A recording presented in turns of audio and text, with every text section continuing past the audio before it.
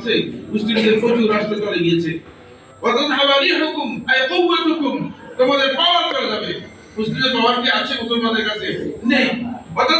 হুকুম আই নাসরুকুম, তোমাদের আল্লাহর পক্ষ থেকে যে সাহায্য আসার কথা ছিল সেটা তোমাদের আসবে না। সুতরাং আজকে তাই তিনটে আমাদের কাছে। তার কারণ হচ্ছে আমরা পরস্পর বিরোধের মধ্যে লিপ্ত আছি, আমরা ইখতিলাফে লিপ্ত আছি। আমার আগে ভাই বলছেন, এর আগে আমাদের এক ভাই, আমাদের বড় ভাই মারা গিয়েছেন, আপনারা অনেকে ছিলেন। একদিন আমাকে বললেন, আমার খুব সম্মানিত ভাই ডক্টর আব্দুল জাহাঙ্গীর ভাই বললেন যে সাইফুল্লাহ ভাই, এখানে আমরা তো আসলে বাংলাদেশের মুসলিম কেউ নেই, কারণ আপনাকে একদম কাফের বলে দিচ্ছে, আমাকে আরেকজন কাফের বলে দিচ্ছে, আমি আরেকজনকে কাফের বলে দিচ্ছি, কাফের বলে দিতে এক পর্যায়ে সবাই তো কাফের, মুসলিম না।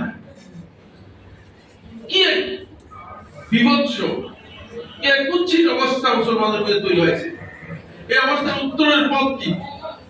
আমি মনে করে থাকি যে শুধুমাত্র এই সেমিনার বা আলোচনা সভা যথেষ্ট নয়, বরং বিজ্ঞ আলেম যারা রয়েছে, আমার প্রস্তাবনা হচ্ছে বিজ্ঞ আলেম যারা রয়েছে, আলেমদেরকে নিয়ে এই বিষয়ে গবেষণা করা দরকার। কেন এত দ্বিধা বিভক্তি?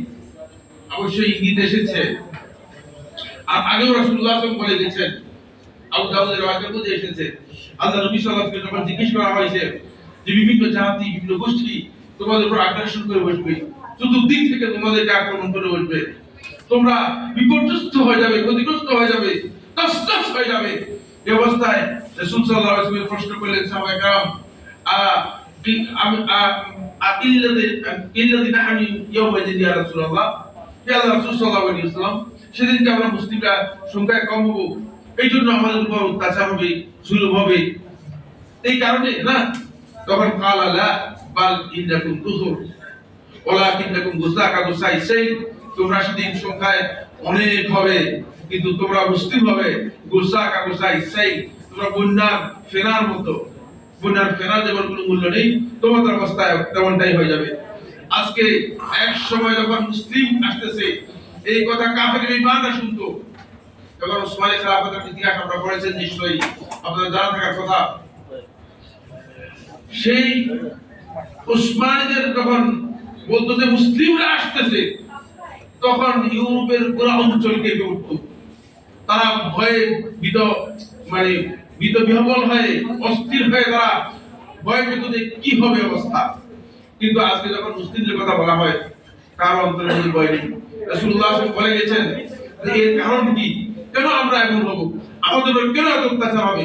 তখন রাসূলুল্লাহ সাল্লাল্লাহু আলাইহি ওয়াসাল্লাম বলেন যে আল্লাহ তাআলা তোমাদের অন্তরের মধ্যে, আল্লাহ রাব্বুল আলামিন এমন একটি জিনিস তোমাদের অন্তরের মধ্যে ঢেলে দিবেন, যার কারণে তোমাদের অন্তরের মধ্যে এমন অবস্থা হবে যে তোমরা পরস্পর ক্ষতিগ্রস্ত হবে। তোমাদের অন্তরের মধ্যে আল্লাহ তাআলা ওয়াহান ঢেলে দিবেন।